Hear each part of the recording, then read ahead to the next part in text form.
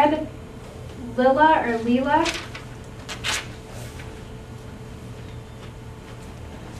Can I stand up here? Yes, but there's talk real close to the microphone.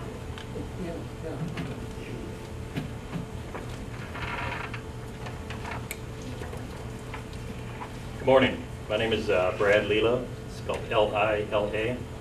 I manage RES America's project development efforts in Michigan and the Great Lakes region. Thank you very much for the opportunity to comment today.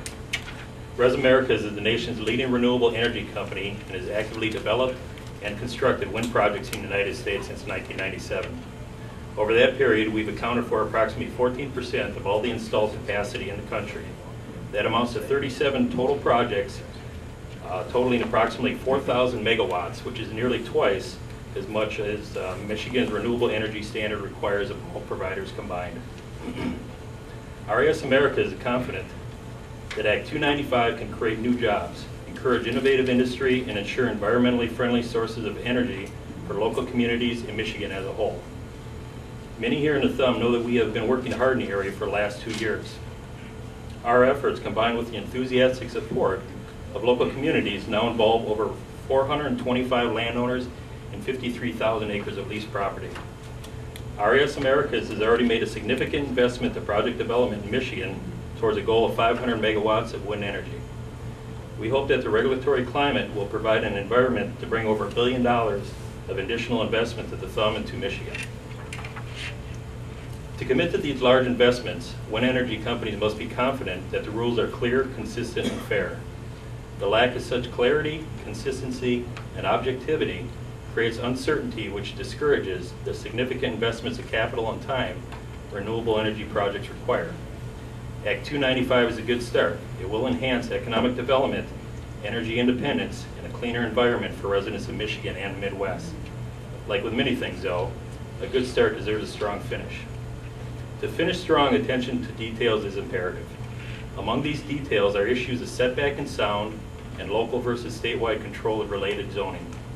For our part, RES Americas understands that creating a viable economic environment for developing clean, renewable energy must be balanced with the safety and comfort of those living near wind energy projects. In all of our projects across the United States, we work with local government officials towards achieving this balance. We reconcile the interests of each project with the interests of its participants. We ensure the efficient construction of the site while preserving the local landscape and the health and welfare of local residents. Local governments, in our view, are crucial to achieving the appropriate balance. Just as we hope local governments appreciate our cooperative approach, we also trust that local officials can attest to RES America's dedication to prudent project development. Frankly, if we or any other developer installed wind energy facilities that are too close to homes, that create too much sound, or pose a hazard to the area, we simply would not expect to be in business for very long. Our long-standing reputation and success across the United States is a testament to how highly we regard our self-imposed responsibility to build good projects. While mutual interest and cooperation at the local level has generally proved to be appropriate and successful to this point, I must raise one cautionary note. Issues of setback and sound are complex, and premature, uninformed decisions beget unintended consequences. Sound levels are correlated to distance from the source, but they also depend on topography and turbine type, among many factors. Setback distances can also have a very dramatic impact. Setbacks can affect not merely the size of a project, but whether a particular project can even be built. Consequently, it is important that such issues be considered very carefully, because formulating restrictive standards based on unfounded fear or speculation can yield unintended consequences, including an adverse impact on statewide development of renewable energy. There's also some risk that a patchwork of local regulation may ultimately undermine a broader purpose of Act 295. Grand Valley State University recently studied wind energy ordinances in a 4-county area comprised of 73 townships.